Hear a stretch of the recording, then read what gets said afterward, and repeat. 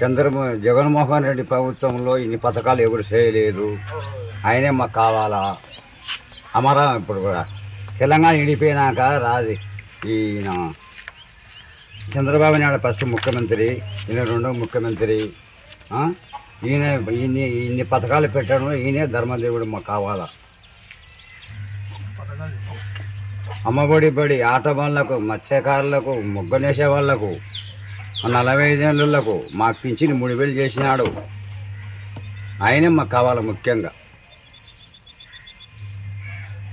ఓటేసేది ఆయనకే.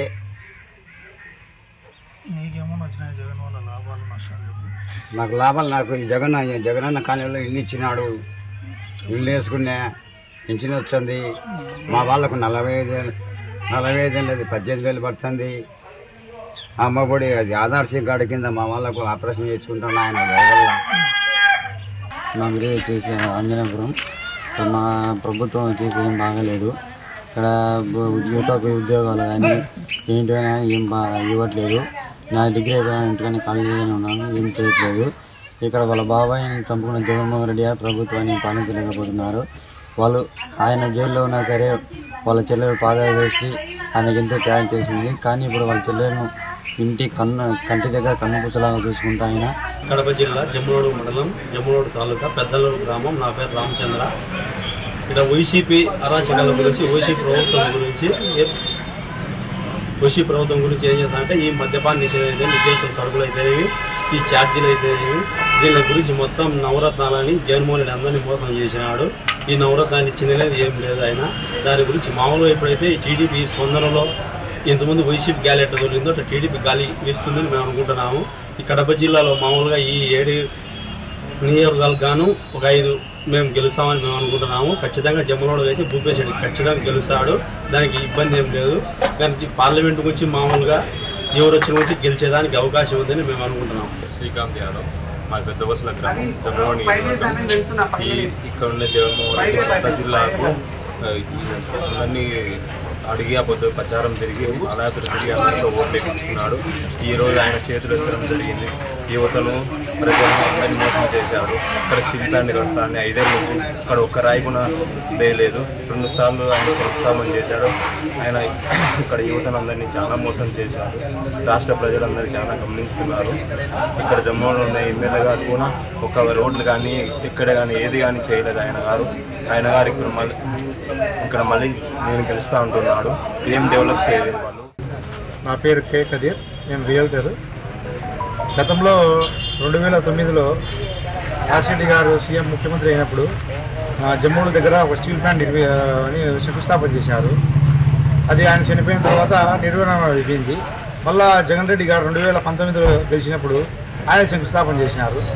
ఇంతవరకు ఇప్పుడు ఆయన గెలిచి 5 ఏళ్ళు అయినా కూడా ఏం లేదు ఇంతవరకు. దాన్ని ఊరికే స్టీల్ ప్లాంట్ అని చెప్తాడే కానీ దాన్ని ఒక దూరి ఓపెన్ చేశాడు కానీ దాన్ని ఇంతవరకు దాన్ని ఉపయోగించిందే లేదు. కళ్ళబుల్లి మాటలు చెప్పి ప్రజలను మొబైపెట్టడం తప్ప ప్రజలు చేసింది అయితే జగన్ రెడ్డి ప్రభుత్వం ఏం లేదు. ఇంకోటి వచ్చేసి మళ్ళా సేల్ అని చెప్పేసి స్టీల్ అథారిటీ ఆఫ్ సేల్ అని చెప్పేసి సుప్రాల ప్రధానంగా కొత్త ఓపెన్ చేశారు. అది కూడా ఏం లేదు. జగన్ రెడ్డి గవర్నమెంట్లో నిత్యావసర సరుకులు ప్రతి ఒక్కటి పెరిగి ప్రజలు నానాకు ఇబ్బందులు పడుతున్నారు. కరెంటు ఛార్జీలు 5 ఏళ్ళలో 7 తూళ్ళు పెంచినాడు. వాస్తవంగా అయితే కరెంటు బిల్లులు ఎందుకు ఎక్కువ వచ్చినాయంటే ఫ్యాన్ అనే గుర్తుకు ఓటేసినందుకు ప్రజలు కరెంటు బిల్లులు ఎక్కువ వచ్చినాయి. ఫ్యాన్ తిరిగి కాదు కరెంటు బిల్లులు ఎక్కువ వచ్చేది. ఫ్యాన్ పార్టీకి ఓటు వేసినందువల్ల కరెంటు బిల్లులు ఎక్కువ వచ్చినాయి. జయకొండపల్లె వెంకటశివారెడ్డి. ఈరోజు రాష్ట్రంలో పరిస్థితి చాలా దమనీయంగా ఉంది. జగన్ ప్రభుత్వం వచ్చిన తర్వాత ఎక్కడ కూడా రోడ్లు కానీ డెవలప్మెంట్ లేదు. నిత్యావసర సరుకుల మీద విపరీతమైన భారము, కరెంటు బిల్లులు విపరీతంగా పెంచడము. అంటే ఎలక్షన్ల కన్నా ముందు ప్రజలు ఓట్లు వేసి గెలిపించుకుని ముఖ్యమంత్రి ఈరోజు అన్ని తప్పుడు హామీలతో రాష్ట్రాన్ని సర్వనాశనం చేసి అమరావతి లేకుండా జమ్మలమడుగులో ఇక్కడ స్టీల్ ప్లాంట్ అన్ని శంకుస్థాపన, సున్నప్రాలపల్లె కాడ శంకుస్థాపన, రాజోలి రిజర్వాయర్ ప్రాజెక్టు గురించి నష్టపరిహారం కట్టిస్తాము 12 లక్షలు అని చెప్పి ఆ రోజు చెప్పినాడు. ఈ రోజు ఇంతవరకు కూడా ₹1 కూడా వాళ్ళ అకౌంట్లో పడలేదు.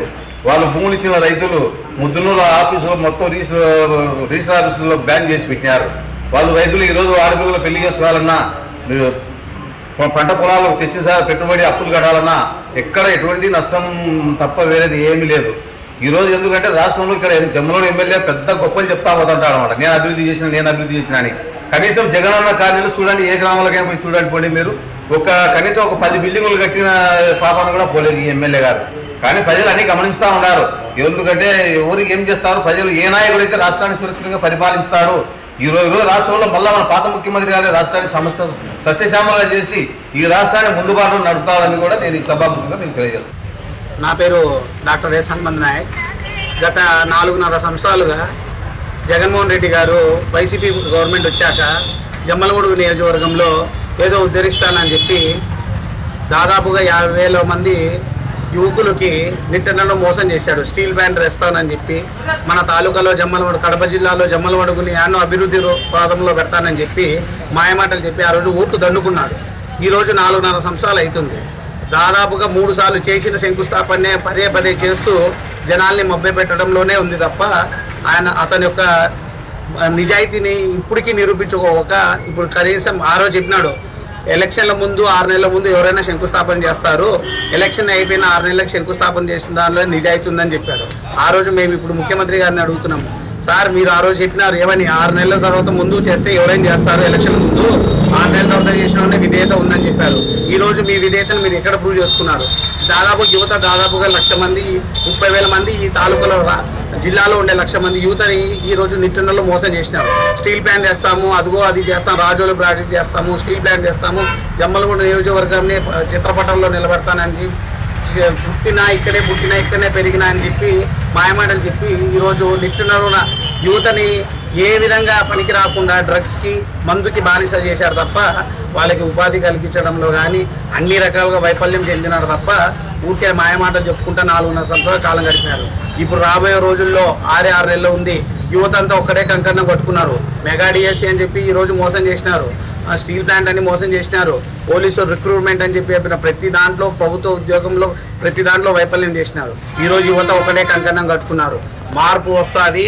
రేపు పొద్దున మీరు వైనాట్ 175 అని ఈరోజు చెప్తున్నారు.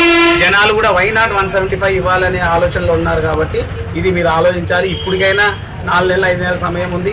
ఇప్పటికైనా మా యువతకి కానీ జరిగిన నష్టానికి మీరు బహిరంగంగా క్షమాపణ చెప్పాలి, వాళ్ళకి న్యాయం చేయాలని కోరుకుంటున్నాను. నా పేరు మస్తాన్, మాది జమ్మలమడుగు తాలూకా జేగుటాలపల్లి గ్రామం.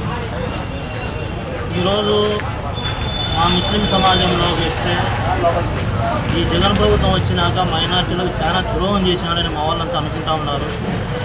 ఎందుకంటే మాకు దుల్హన్ పథకం అనేది మా పేదలకు ఎంతో వరమైంది.